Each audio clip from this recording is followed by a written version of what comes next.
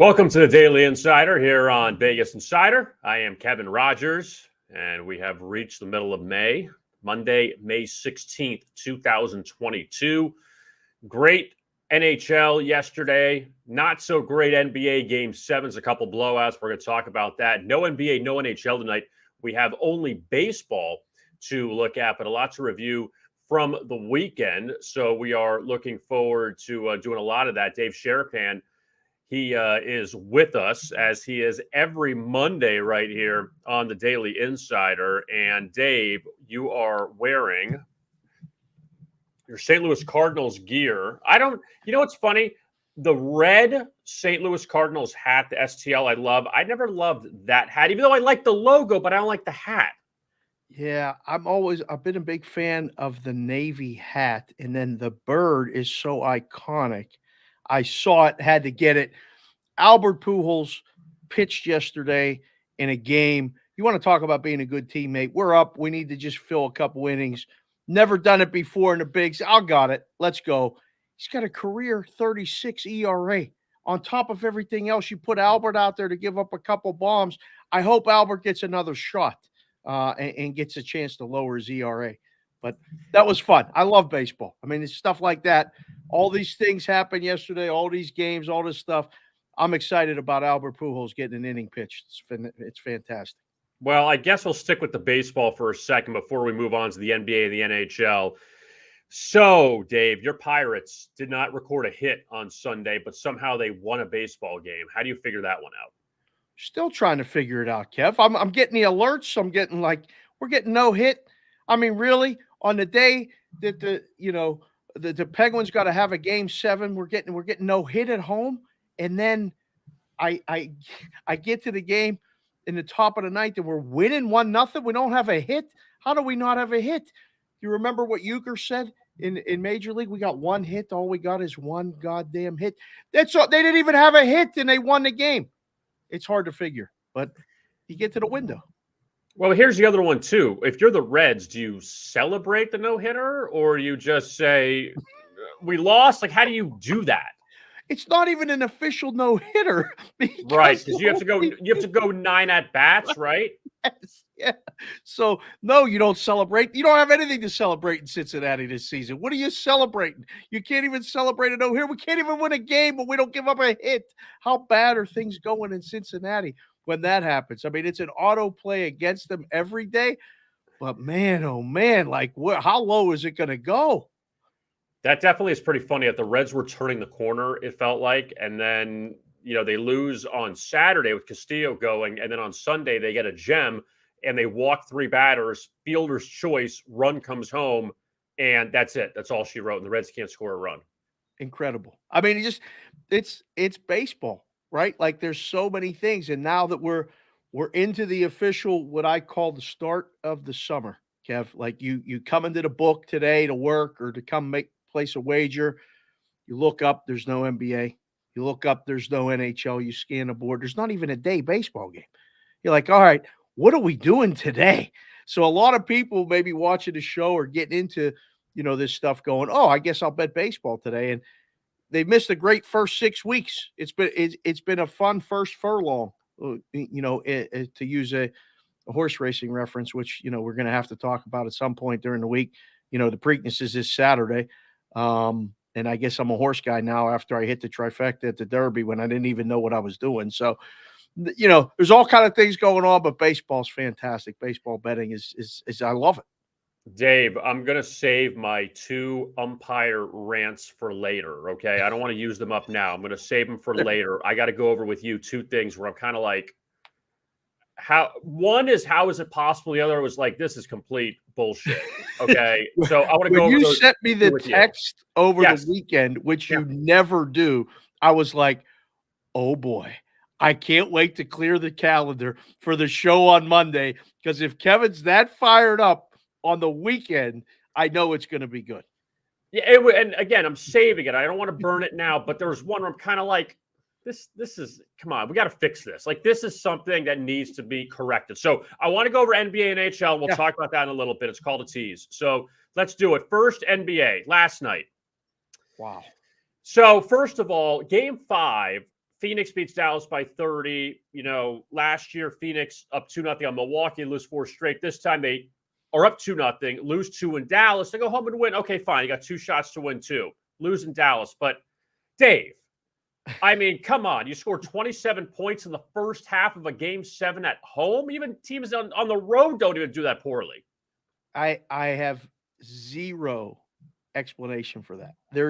I don't know. You can't make heads or tails of that. You want to talk about being unable to make a shot. You can't stop it. And at the same time, it's not like you're holding them to 35. They lit you up and doubled you up pretty much at halftime.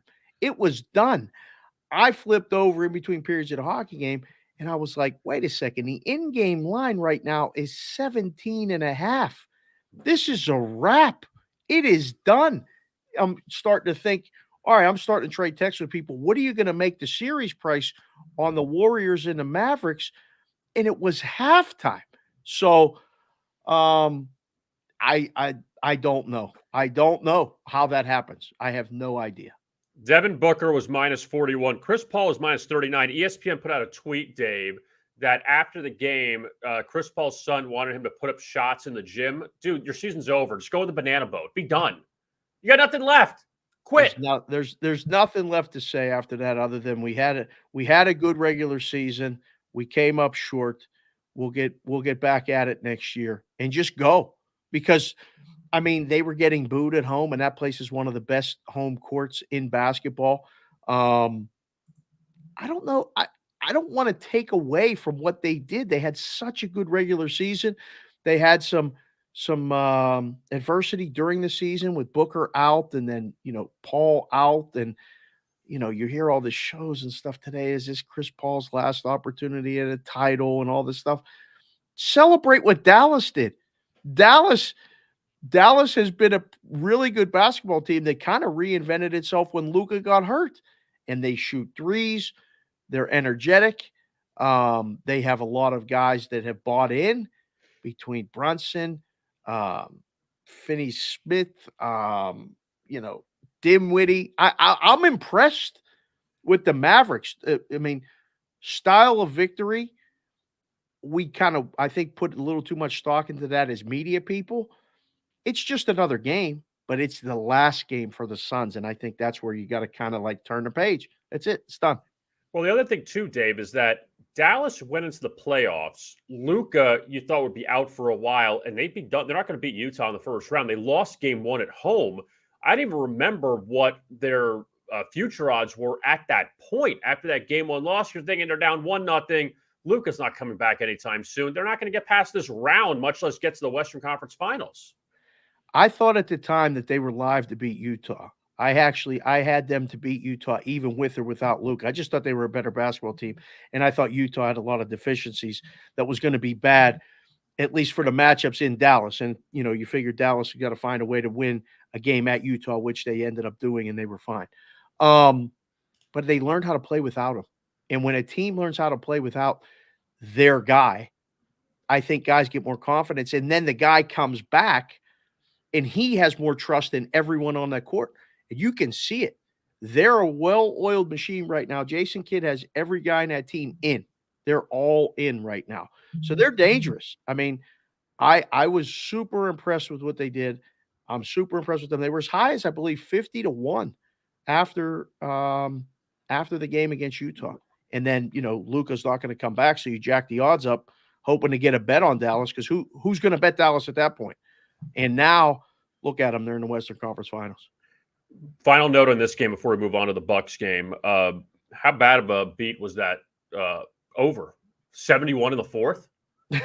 in a game where you're just playing it out. I mean, this is like hoop it up. Like, you're just done with this. That's one where when you have it, you're watching it, and you're like, this can't be going like this, can it? Is this going to end like this? And you just maybe try to rescue it in game, and you start chasing bad money after bad money. Like it's just one of those as a gambler. You're like, how do they do it with these numbers? Like sometimes you're just like, boy, that's a good number. So yeah, a lot of fun, a big sweat, And it just goes to show you there's always something to root for, even when the margin of the game isn't in doubt. When you're doing the gambling stuff, you always got something to get home. So we had the dog come in at night, the favorite come in the afternoon. The Bucks Oh, played well early, and then the Celtics just hit everything. 22 threes. What was Milwaukee? 4 of 32 from three. oh, And there's only so much you could do with Giannis. And without Middleton, they just don't have the weapons really around Giannis. They had the championship last year, but Boston's got two A players in Jason Tatum and Jaylen Brown in the supporting cast. But I just thought, Dave, seeing this line, and the Celtics delaying 5 of the Bucks, it felt heavy. But for the exception of Game 1, Boston pretty much had their way. It felt like with Milwaukee the whole series. they did. And when they're hitting shots, they can get out and get away from you. And then you look back and you go, wow, it was only 5. I kind of looked at this thing. I looked at a lot of the stuff the night before on like the NBA Finals exactas, which a lot of books are doing now. And I saw how much the prices were shortened on the Celtics and the prices were heightened on the Bucks. And one of the things that we always used to say in the book was, in the risk room, you have to weigh that Game 7 at home a little bit extra. So I think you did, although the number was 5, all the games pretty much was 4.5, 5 on the Celtics as far as the line.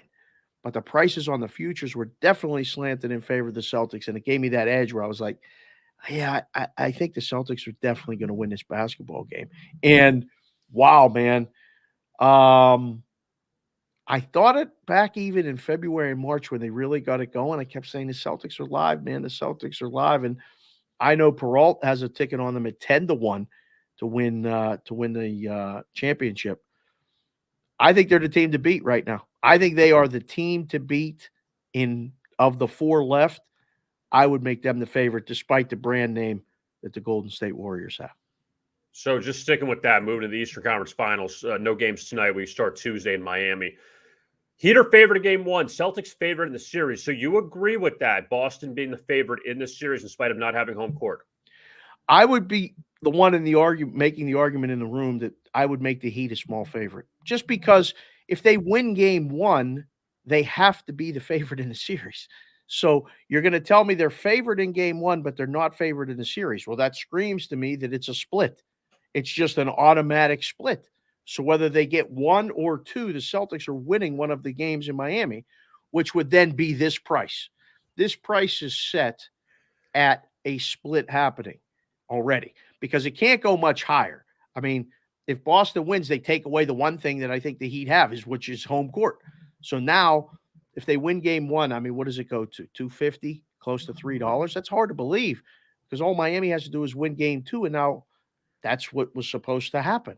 So I don't think either team wins both games. So it would be surprising to me if the Celtics – it would be more surprising if the Celtics won both than if the Heat won both. I think the Heat are the most overlooked team of the 4. Even with the Mavericks now, they're on the radar of everybody, and they have Luka playing like that. The Heat play that ugly basketball. They play that nasty defense. And, Jimmy Buckets is great player, but he's not the one that like everybody's like, oh, he's going to light it up and score. Defense wins championships. We've heard this for decades. I think we may be a little bit guilty of overlooking the Heat in all of this mess. Is this, Dave, eye test stuff because the Heat beat Atlanta in the first round? A lot of people thought Atlanta was a fraud last year, and Embiid was out the first 2 games. He wasn't healthy at all in this series, as opposed to Boston beating Durant and Kyrie in the first round in a sweep and then beating Giannis, and again, no Middleton, but beating, in a sense, 2 MVPs in Durant and Giannis. Oh, without a doubt. Without a doubt. You get caught up in that, and that's the way people bet it. Taking down the Nets in a sweep was big. Taking down the champs. To be the champ, you got to beat the champ, and they just did. And they handled them pretty well. In Game 6 at their place, Giannis put up 47 points, and they didn't win. What was he going to do in Game 7? How much more could he do? How much more did he have to do? And they beat him by 28 points. So, yes, the Celtics price is baked in with all of that going forward. I can't wait to watch it. I think we got some really good, compelling matchups for both the Eastern Conference and the Western Conference Finals. Should be some really good basketball. Unders. Unders are going to be the story of the Celtics and the Heat. I said it to somebody last night. We might see a total under 200 in this series. It might be, we might have a 199.5 and say, dare me, go ahead, bet over. Good luck. Now, just to wrap up in the West, Dave, game 1 Wednesday in San Francisco. This is a rematch of when the Warriors with Baron Davis and Steven Jackson, when they knocked out the Mavs, who were a 67-win team back in 07 in the 1-8. Now all of a sudden, Golden State's got the target on their back. What did you make of Golden State? I know we talk about Dallas, but what do you make of Golden State? Ja didn't play the last few games. They struggled in, they got blown out in game 5. Game 6, it took a little while for them to get going. But now Luka's healthy, that you're facing a team with their star. What do you make of this? Do you think Dallas has a shot in the series? I definitely think Dallas has a shot in this series. I think they're going to make it physical. I think they're going to make it they can play the up tempo. Dallas is a chameleon. They can be anything you want them to be. What they will do whatever they have to do to win a basketball game. And I think we're going to see a competitive series. I think it's going 6 or 7 games. I don't think that you just roll the ball out and the Warriors show up and win this thing in 5. I mean, that's the default, right?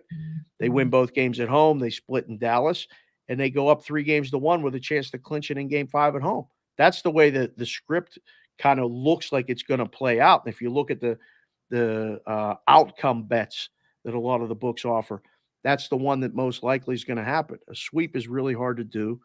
Win a game on the road in game 6 is tough to do to clinch a series. But if they're up 3-1, you got them in Golden State. And they're going to be – this is the spread every game in Golden State. This is absolutely the spread. It's perfect. It's almost 2 possessions, but it's not. Bad guys are waiting to take the Mavericks plus the points because it's going to be competitive. And you see, like, you throw out the game 5 in Memphis, like the goal, because Golden State did. They knew they had that game 6 in their pocket. They were up 3 games, and they had a shot. It wasn't going their way. They played that song. They danced around with the crowd in Memphis. I wanted, as a basketball fan, nothing more than a game 7 environment in Memphis. I can't wait to see that team grow up. I think they're a lot of fun, and Ja is a superstar, but they have a good team, and I think they have a good coach. I think we're going to hear a lot more about Memphis in the years to come, but I don't know, man. I think Dallas is live. I remember that series you're talking about when the Warriors were an 8 seed.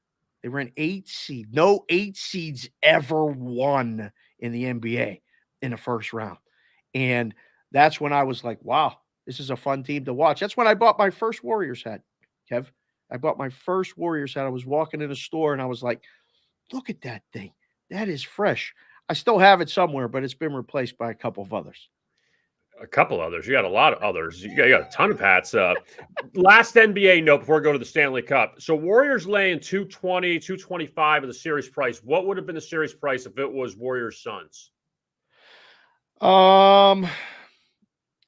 That's a really good question, because I think you would have had lines drawn on who should have been the favorite. I think it would have been a lot closer to pick 'em, and I think you could have put it either way minus a quarter. I think you could have gone, because you think, all right, Golden State wins one of the 2 games. They're a short favorite before the series starts. Or you go, no way, Phoenix is winning both games. You got to start them as minus 125, 130, maybe even as high as 150. Because if they win game 7 by 30, they're the king of the hill. They're the defending conference champion. And the Warriors have to win a game in Phoenix to win the series. So I don't know. What do you think? You think Phoenix small favorite or Golden State small favorite? I think Phoenix had to be the favorite. I mean, you got the home court advantage, and they still have the better record in the regular season. They still are the defending conference champions, and they're up 2-0 over Milwaukee. Like, everyone thinks, okay, they're going to come back now. And Golden State wasn't really sharp against Memphis without their best player. So I got to believe Phoenix would have been favored. That's why I think they're susceptible to getting beat. They weren't. Something wasn't there, but something clicked in game 6. I mean, Clay woke up and they got him good open looks, and he knocked down the shots. Listen, it's a make or miss league now, and it's a 3-ball league. And if they're hitting threes, they're as good as anybody. But I don't think the disparity, like, I'm surprised it's over $2. Like, I am from a basketball standpoint, from a name brand thing, I totally get it. Make the Warriors the favorite, put them up there. They're the odds-on favorite to win it all because everybody knows Steph. Everybody knows that they've won it in the past. They're coming back. Clay's healthy. All the narratives point to them being the favorite, but I think it's a lot closer than people think. Now, the Stanley Cup playoffs, nothing tonight. Game 7's yesterday. Ooh. You know what happened. All right, so 7 overs in this series, and I'm going to butcher this, but I'll still tell you anyway. I feel like I heard, Dave, the Penguins were the first team, and again, it's not basketball. It's got to be like hockey, to blow a 3-1 series lead, and in the 3 losses, 5, 6, and 7, they led in all of them. By 2 goals. 5 and 6, They led by 2 goals in 5 and 6. A home game. I mean, 2 of the games were on the road, but a home game. They're up. Yeah, that was a crusher. And I was resigned to the fact in game 1 when DeSmith went out and Louis Domingue came in, I was like, man, and Shesterkin's making save after save after save, first overtime, second overtime. Just resigned to the fact that, all right, it's going to be another unsuccessful playoff run by the Penguins. I mean, how many times do you have to just keep, carting the same team out there and not getting it done? Frustration. And then Louis Domingue wins game 1, does the interview afterward. Spicy pork and broccoli becomes the choice of meal for all the time, and not the best becomes a daily part of my show's vernacular. Every question the kids ask me, not the best, because it's great. Now they win games 3 and 4, put up a touchdown in each game, score 7 goals. We're up 3-1. I'm like, wow, I'm actually looking at maybe going to Carolina for a game. I haven't been to Carolina for a game. It looks like a great atmosphere. I'm like, I might get caught up in this Stanley Cup stuff. Rangers win game 5. Okay. We got our shot in game 6. Oh, no. Lose that one. Now we got game 7. All the steam, all the things. Even little Consig got caught up with it. She said, yeah, I'll take a picture, but I'm wearing a Rangers hat. Oh, here we go. You're going to root against me too. Everybody's rooting against me. We get this close, Kevin. We're up 3-2. Penalty. Oh, no. Goal scored. I'm thinking, just get to overtime. Please just get to overtime. Because from years past, once you get to overtime, the referees might as well not put their whistles on their finger, put it in a pocket. You could commit a felony. The ref says play on, and it's done. You get a penalty 3 minutes in, and he just tugged on his stick. I immediately stood up, expletives kept flying, and my 8-year-old said, language. I said, it's over. I said, they're going to score on this power play. The power play's been too good. And she's like, right now? And I said, yeah. I've watched the replay 100 times, Kevin. I don't know how Panarin got that shot through there. I have no idea how it went through. But as soon as it went through, I was like, that's it. It's over. Done. The finality of it is finished. Now they're talking already about Letang not coming back, Malkin not coming back. They're going to have to break up this team. They already want to fire the coach. Maybe it's time. I don't know. I think he's a really good coach, but five consecutive seasons, first-round exits? Is it really? 5 straight. Are you the Maple Leafs or the Penguins? Penguins. Oh, the Maple Leafs is 18 years. 2004. And I love people in Toronto, and I love Canada. I mean, believe me, when they sing "Oh Canada," it's my favorite part of the beginning of the game. When a microphone guy puts it up in Edmonton and lets the crowd sing it, gives me goosebumps every time. I was at the 2006 Stanley Cup Finals, Game 3, when it happened. And I looked over at my buddy that I was with, and I couldn't believe it. People were screaming the song at the top of their lungs with pride. I had tears in my eyes, goosebumps everywhere. I was like, this is incredible. I wish I could go take a shift right now because I'm going to skate through somebody. And Toronto loses again. I mean, seriously, I feel bad. They're this close. They finally got a goalie. Jack Campbell played his ass off. They were right there so many times. And then Tampa gets a lead. Vasilevsky looks like the Stay Puft Marshmallow Man from Ghostbusters. He's gigantic in that net. You can't even see the net. When you come down, I've played against big goalies in my playing career. I don't know what you shoot at. You can't see anything. Tampa moves on. What do you think about that Panthers-Lightning series? If you haven't watched playoff hockey ever, you need to set the DVR or make it appointment viewing. I think the Stanley Cup winner, or at least the Eastern Conference representative, is coming out of that series. The only way it doesn't is if they beat the living crap out of each other for 6 or 7 games. They're worse for the wear, and most likely the winner of the other series is going to be Carolina. And Carolina can sneak in. I can't wait to watch it. I can't believe the two teams from Florida are playing at this level and have such a rabid fan base. I mean, Tampa's amazing. That home ice is unbelievable. They're the 2-time defending champs. This is Florida's chance. This is Florida's chance. They're minus 160. I cannot believe that price. I cannot believe it. Do you like them in this series? You know, going into Game 7 of that Tampa Bay-Toronto series, I'm thinking, okay, who do the Panthers want to play after the overtime win against Washington? And Washington was tough. That was a tough team to get past, but luckily they got it together and won that series. I was thinking, I'm like, all right, you want to avoid Tampa because of what happened last year and Vasilevsky, all this other stuff. But what a lot of people don't know nationally, Dave, the Panthers didn't play the Maple Leafs until the final month of the season, which is a scheduling quirk. They didn't play them the first 6 months, 5 months, whatever. Played them 3 times, lost to Toronto. Toronto led by 4 goals in South Florida. Panthers had an epic comeback, won in overtime. The final meeting again in Florida, Maple Leafs led by 2, tied it, won in overtime. I said, you know what? I don't know if I want to play that team. You know, you say, you know, it's the whole, you know, watch out what you wish for. You know, not playing Tampa. Maybe it's better they play Tampa, not Toronto. I feel like with Matthews, with Tavares, with Marner, that's a lot. And they know Tampa Bay much better. And you have the revenge factor from last year. I think if Toronto would have won that game, they were going to the finals. I really think they were that close. Like that would have been the thing, the trigger that would have pushed them over to the belief. And you see it in the fan base. I've been a part of it for a number of years in Pittsburgh where you just see them have to grow. They have to go through it. For the longest time, the Penguins couldn't beat the Capitals. They could never get out of the Patrick division. But they made the playoffs with Lemieux. They just couldn't beat the Capitals. It was just series that just couldn't beat them. These Capitals are just – and they're the same way with Ovechkin. They're nasty. They're ugly. They're physical. They got all this stuff, and then they got a guy who becomes like, you know, Ken Dryden in net when you play him. It's ridiculous. Panthers get by them. I think they're susceptible to getting beat by either team.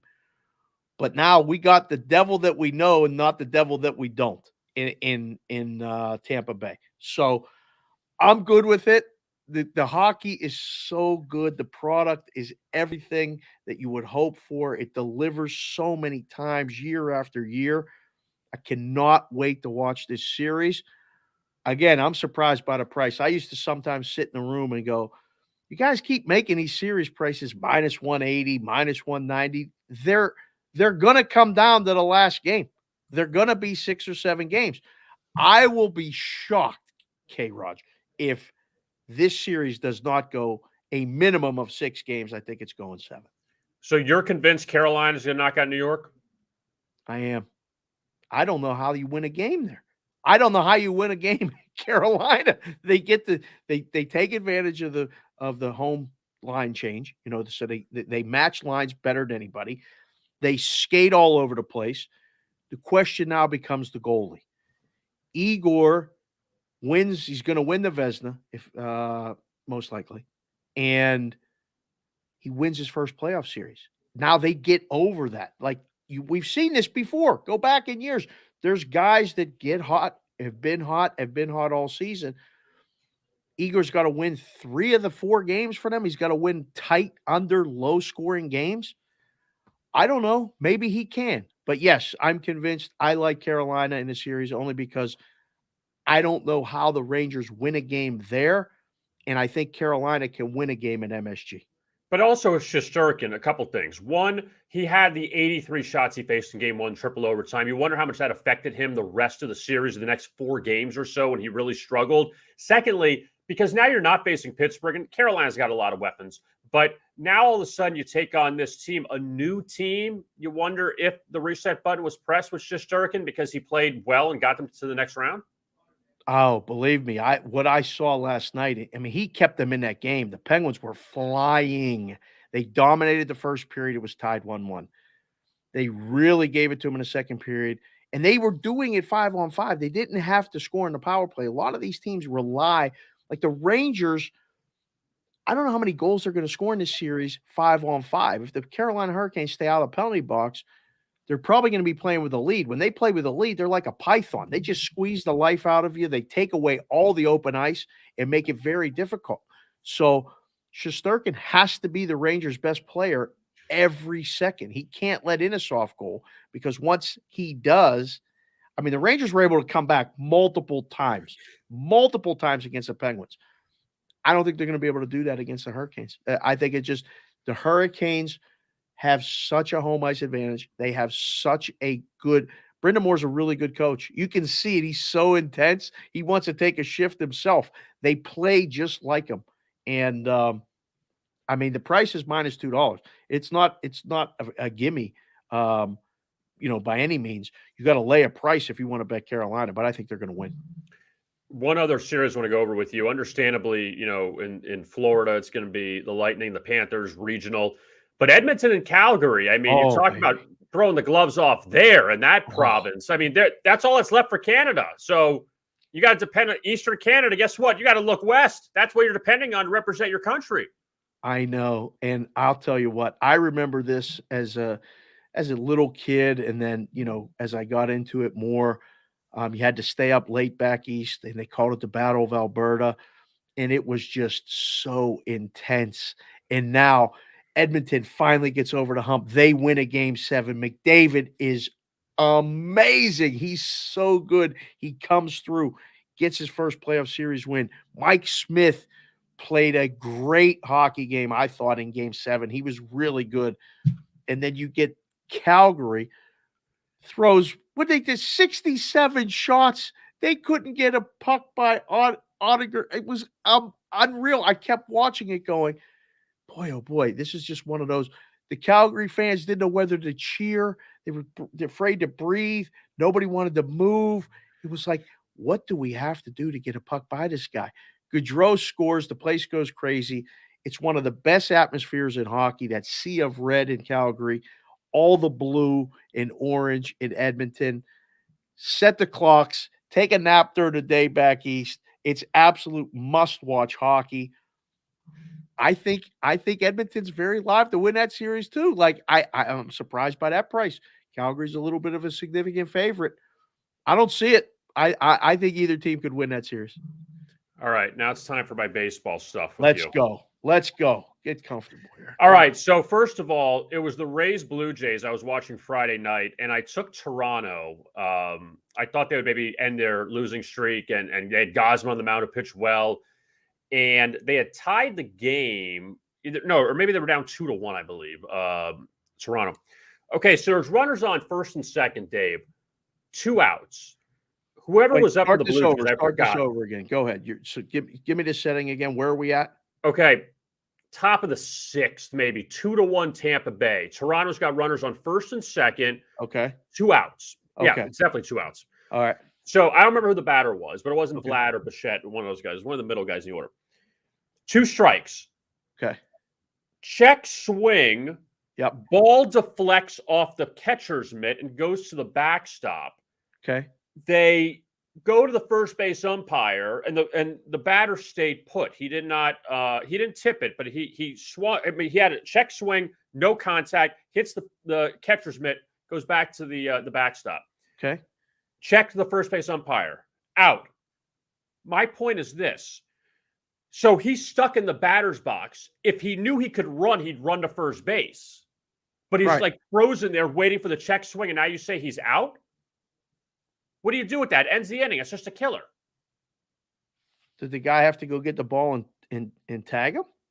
I think that he ended up just throwing the ball to first base because the guy's just standing there. By the time he picked up the ball, the batter's still standing there. He didn't move. So it was a swinging strike. It wasn't a called strike. Right. It was a swinging strike. It was a check swing. So you got to check with the umpire at first.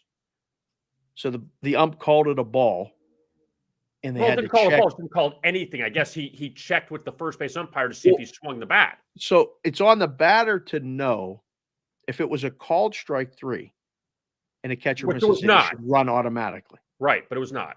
So it was not. So now they check with the first base umpire after the fact, and he says, yeah, he went. Ay, ay, ay. What do we do with the check swing? Well, we had Pete Alonso yesterday with the Mets and Mariners. We had that at the end of that game. I hate the check swing because it's kind of like you're doing this all in the moment when you need replay on that. You need to just say, okay, let's stop and check replay. I mean, you saw what happened in the Penguin. I don't know if you saw it, but they scored a goal, but it wasn't ruled a goal when it happened, and they kept playing, and then they blow this horn, and I had never seen this before, especially in a playoff game. They blow the horn and say, we got to review it. They review it and said it was a goal. They put the time back on the clock to where it went in, start the game, center ice faceoff. The check swing in baseball is definitely an issue, and we have the technology to make sure that we don't have a guy who may be looking down at his counter, or maybe, he's 100 feet away from home plate, seeing where the bat went at a ridiculous speed, maybe saw it, maybe he didn't. It's the most, like, one of the craziest things in baseball as far as umping. I've had debates because when I coach the kids, I coach first base, and I'll look at the same thing they're looking at. I'm standing 2 feet away from the guy behind, and he says, safe. And I'm like, she definitely went. But it's usually my batter because I'm coaching first, so I don't say nothing. But when he rings them up and it's clear that they didn't go, I've learned. I used to argue when I was younger. Now I just look at the guy. I'm like, you missed that one. And I just walk back to the dugout. And it's frustrating. I think baseball has a lot of things to fix. That's one of them. Because again, and maybe it didn't hit as hard today as it did 3 days ago when I was watching it. Because I'm like, come on, man. Because if he can get on base, or at least have the opportunity to run if it's a strike 3, now your base is loaded. Yeah. The next batter up, he can get out and be done. But still, it's like you're tying him up and he can't go anywhere because you have to wait for this guy to say yes or no. We tell the kids all the time, if there's any doubt, just run. What's the worst that can happen? They call you back. So if you don't know, just if it's a third strike, just run, and then, you look foolish. But if you're right, you can get the first before anybody's there. So it's kind of on the batter a little bit in that situation to run. It's kind of on him. But I mean, these guys, half of them, they stroll back to the dugout after strikeouts, man. So why would they run on a possible called third strike? But here's the other one. Did you see the thing in the Brewers Marlins with the umpire losing the track of the count? This I did not see. So allegedly there was a 4-minute delay to figure this one out where there's a batter up for the Marlins and it was either a 2-2 count or a 3-2 count, but the umpire lost track of the pitches. And that's where I say to myself, okay, you have 3 other guys out there. You have the clicker. You talk about the clicker. You've umpired baseball. You track the balls and strikes. Yeah. You can't talk to them first, be like, hey, what count is it? You have 3 other guys you can rely on and no one knows. You have to go to replay for 4 minutes to check it out. I think, don't you think the umps feel like they have so many eyes on them now all the time? They're literally afraid to make a mistake. It's affecting the way they're doing their job for the worse. It should be better. You should feel like, well, shit, I can make a call. If I get it wrong, we'll just go to the replay. Are you worried about losing credibility? You're worried about looking bad? I wouldn't be. It's like having a safety net now because, well, geez, this is what I saw. Well, I guess I didn't see it right. And they're going to get graded wrong. They're going to get deducted. They maybe not going to get a postseason assignment. I understand why, but the goal is to get it right. I've been in games with the kids and stuff where the ump leans over and says, is it 2-2? And I just look at him like, yeah. That's your freaking job. Shouldn't you know that? Like, Yeah, and it happens all the time, but in a major league park, they got the count up on the scoreboard. You got, like you said, 3 other guys. Hey, there's you point at your thing. What's the count? They have all these signals. Umps have all these hand signals because they can't always talk. Hey, what's the count? And the guy goes 2-2. Oh, okay. I had it. Look, my clicker. I must have rolled the strike, and it didn't roll all the way because it was in between the 1 and the 2. I don't know what the count is. So it's unacceptable. It's unacceptable to have to go to the replay and then delay the game 4 minutes. I mean, that doesn't sound like a long time. When you're at a game, that's an eternity. 4 minutes is a long time to discuss. We don't know the count. Now nobody's listening to anything you say after that. After further review, it is 3-2. We looked at it, and yes, we're watching and getting paid for this game. You know what is in all seriousness, Dave? It's Angel Hernandez. He's the one that ruined it for everybody because everyone's like, "Oh God, this guy stinks." He's every pitch he misses behind home plate always gets on Twitter. It's crazy. I mean, at some point, like somebody in somewhere in some offices got to be going, we got to get this guy off the field. There's Twitter accounts. Welcome to the Ump Show and all these things that I follow them because they're entertaining and it gives us all something to point at, gripe about, whatever, because it affects your bets. When you got a guy with a strike zone that's a foot off of home plate, you better have the under. You got no shot because the batters when you see disciplined batters, I saw a couple this week. Trey Turner's got a great eye at the plate. He just was like, what are you talking about? That ball was out. And you could see him saying it. He did it without making a scene, but he got his message across.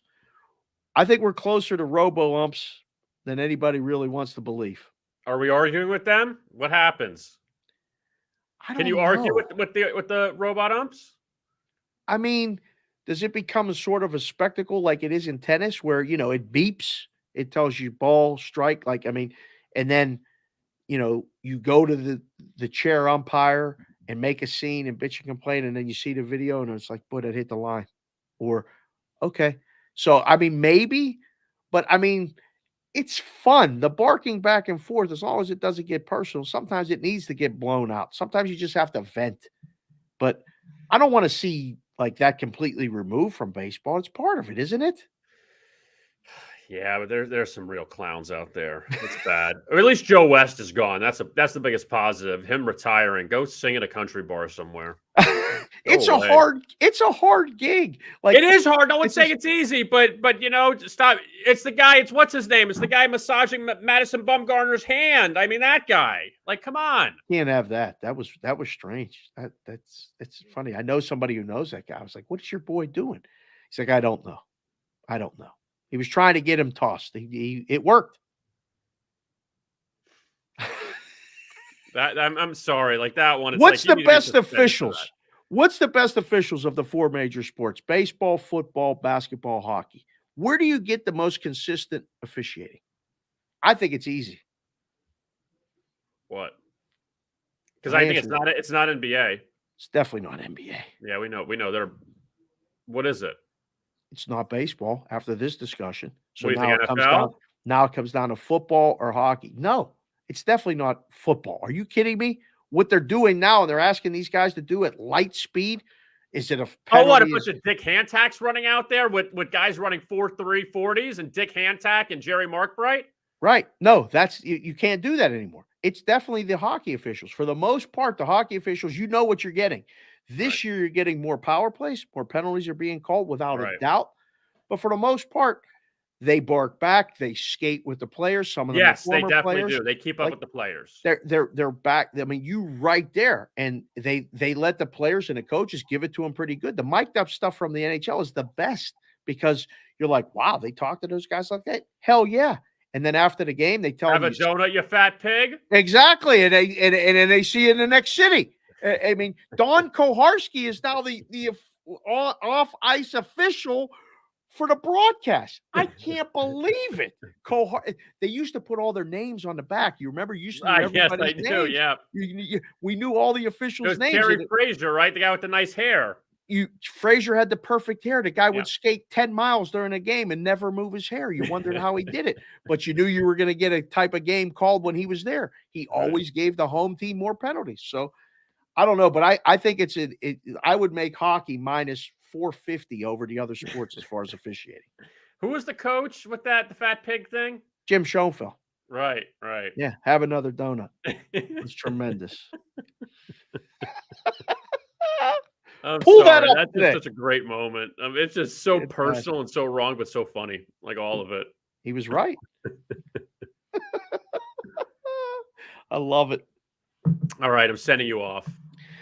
All right. Well, have a good rest of the day. Who do you like in the Preakness? Or we got to wait till the thing later? Are you kidding me? I mean, seriously, you're going to ask me about horses? Yes. I'll send you. You can't take what's his name because he's taking a week off. He's on the bye week. Rich Strike is out. Richard Strike. Yeah, he's out. I'll get some horse opinions from some horse guys all week on Bostonian versus the book and all this other stuff that I'm doing. I'll send you a text on Friday. Stay alert. Okay. I'll see who it is. I'll see who the guy is, who the guy or gal. Are you going to be up watching the hockey? You're going to be available via the Twitter? I mean, you hit me every once in a while. You'll just tweet something, literally laugh out loud, Kevin. Like I appreciate it. I'm not going to the West, maybe not. I don't think the West I'm going to stay up that late for. Kevin, put the kid to bed and watch hockey. Let's go. You need to be up and watching this stuff. And you need to hit me with a tweet. You got me with the Vaughn Hayes tweet the other day. I was in the book. You know what you need? If you grew your hair out, you'd be like Steve Jeltz, but you don't. You know? See what I mean? You got all the names. We're in the same mindset. I love it. Mike Schmidt's too easy. You got to go with got to go deeper. Yeah. So I'll talk to you. You're the best. See you, brother. There he is, Dave Sharapan. You can find him on Twitter, Sportsbook Consig. Always enjoy talking to him on Mondays. Oh, good old Dave. All right, before we continue, I want to tell you about this. This is actually really cool. Our handicappers here at Vegas Insider, we have a terrific group of them. And every day here on the Daily Insider, we're going to tell you about the hot handicappers that we have on the site currently. Zach Simony, you see him on the left. Major League Baseball, look at that run. 2-0 yesterday, 12-4 his last 16, and he's at 23 of his last 31 on the diamond. Bruce Marshall in the middle, 3-1 Sunday in the NBA, 9-3 his last 12 playoff picks. Bruce does everything. We've had him in the Daily Insider, terrific handicapper. And Mark Franco, he is the NBA money leader this year.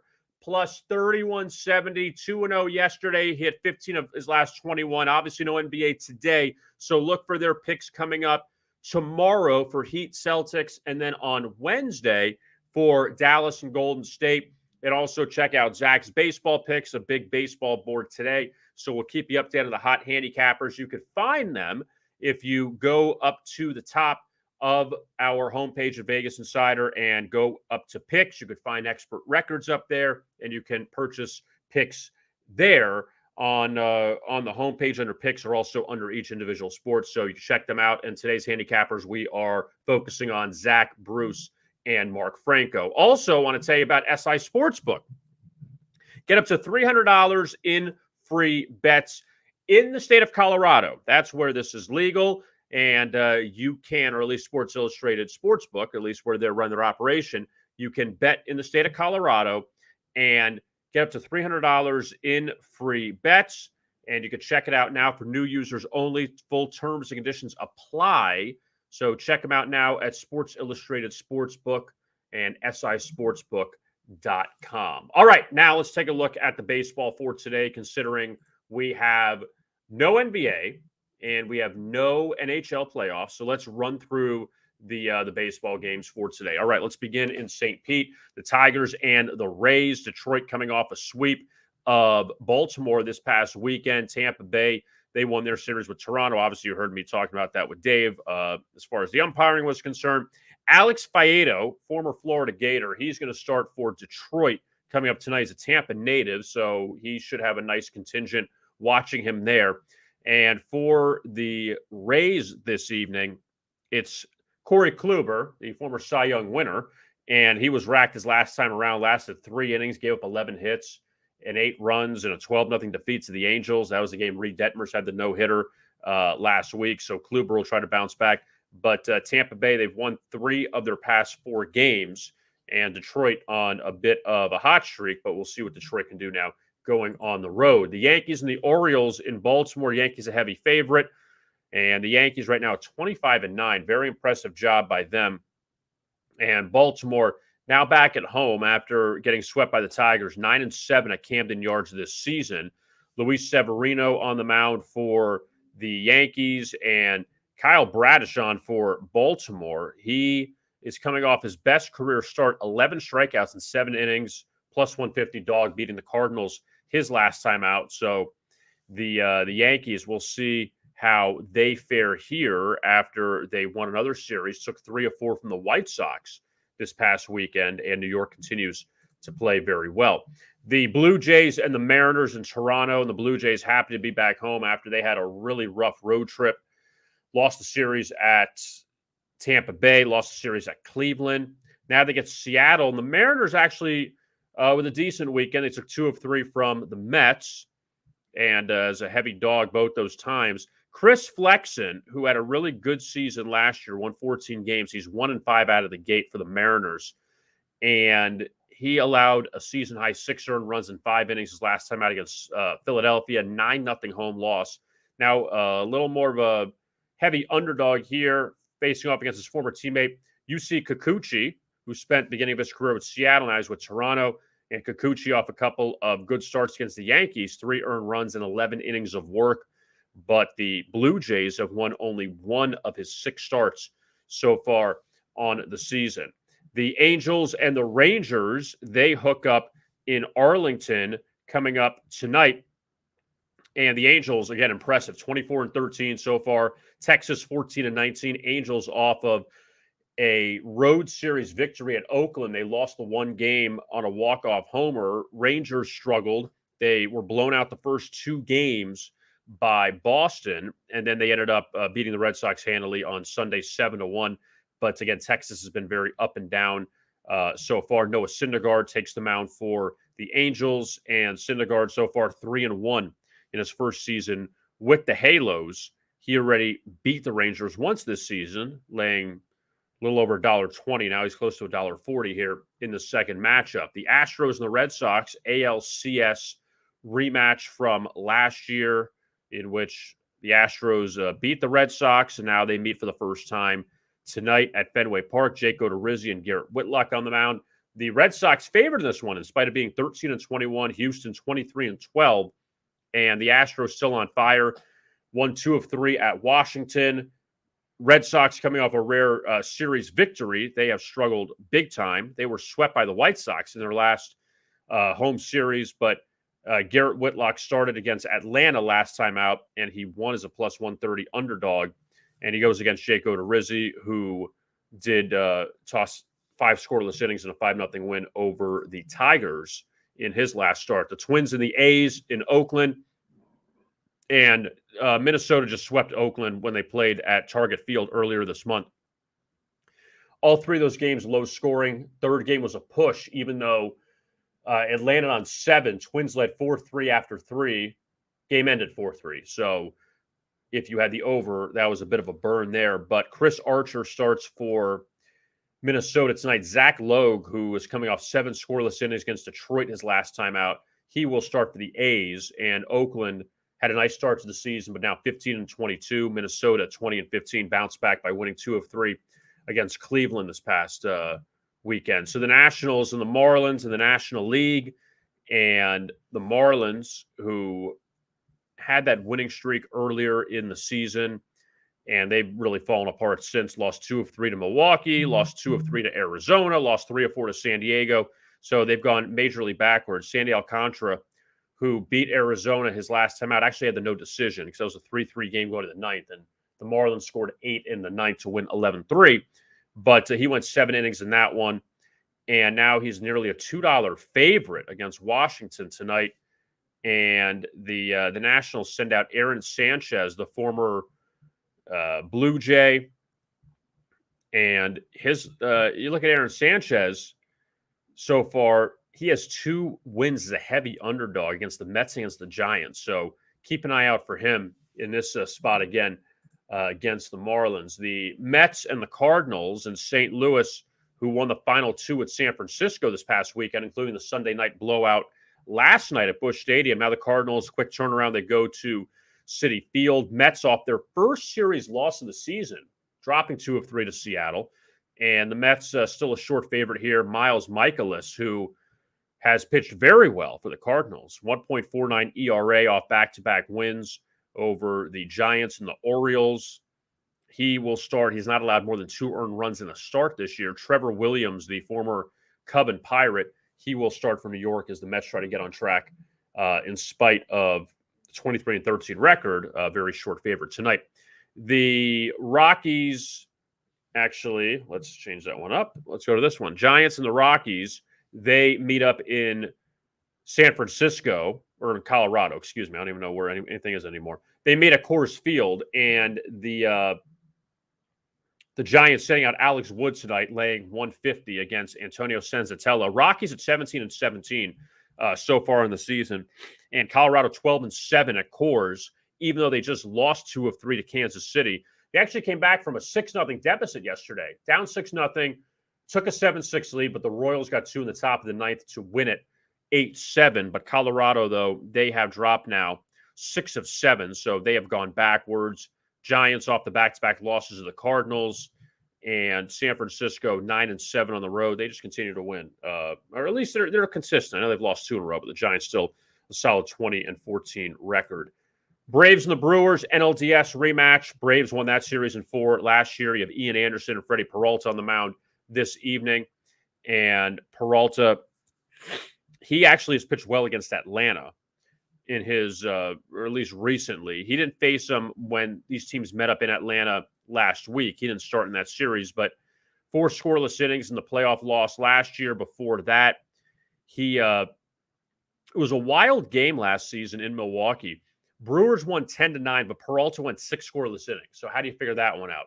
Well, Milwaukee was up big. Atlanta wrecked Milwaukee's bullpen, and then the Brewers ended up holding on for a 10-9 win. So very misleading final score there. Ian Anderson has looked good of late. That totals at 7.5, 8 right now, depending on where you look, 7.5 at SI Sportsbook. And the Braves did take 2 of 3 from the Brewers when they last met, but the Braves coming off a series loss to the Padres this past weekend. The Pirates and the Cubs from Chicago. And remember when they last played, it was just a crazy series in which Chicago won one game 21-0, but the Pirates won the other 3 games. So figure that one out. But the Cubs here, Wade Miley on the mound, and Pittsburgh, after getting no hit yesterday, but winning, exactly, they go to Chicago tonight, and the Cubs off of a victory over the Diamondbacks yesterday. Chicago's 9-9 on the road, 4-11 at home. So they'll try to get some kind of home field advantage back by facing the Pirates tonight. We'll give the Cubs this. They did just face the Dodgers and White Sox at home. So now at least you get a little bit of a break here by playing the Pirates. Final game we will look at, Diamondbacks and the Dodgers. Madison Bumgarner, who's faced the Dodgers a bunch as a member of the Giants. Tony Gonsolin for L.A. And Arizona, they've dropped 3 of 4 after they were playing well. How about the Dodgers? Almost got swept by the Phillies, but they needed a major comeback to beat the Phils 5-4, so they snapped a 4-game skid. And the Dodgers will try to get on track here, or at least continue to stay on track, while Madison Bumgarner, 2-1 so far in the year, 1.78 ERA. Not too bad for him, considering he did not pitch well his first 2 years in Arizona, but looking much better now towards the end.